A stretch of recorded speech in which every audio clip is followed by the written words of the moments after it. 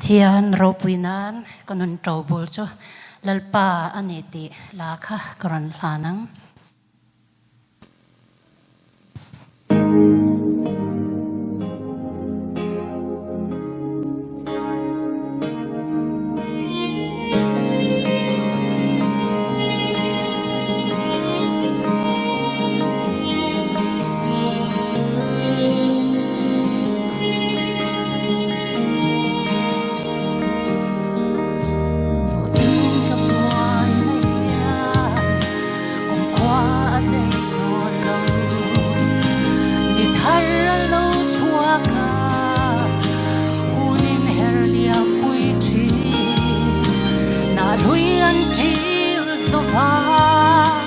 na thar lo chorang hian shin po hian rapi thar kai le kanun cho bu ini lalpa ila kani malam hun clear thiam lo clear clear thei lo ta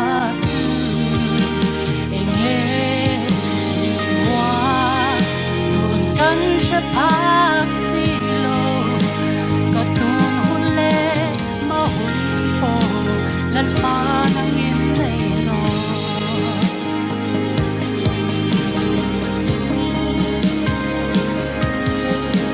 zar in tiak o mahian thang reng a thul lova som nuring anongin par moi chuai le thei Takat siam tu tuan alung lai lua turhi lalpan mincho katang thula palsi kanun to hu ini lalpa ita kani malam hun clear tiam long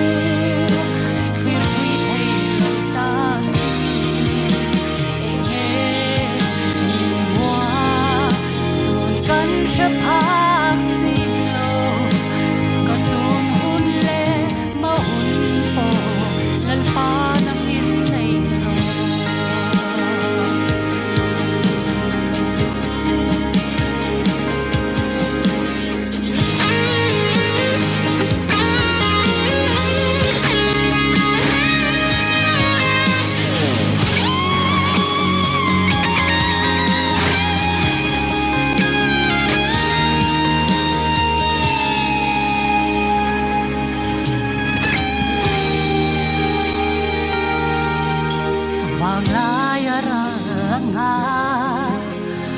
hayang kan latarang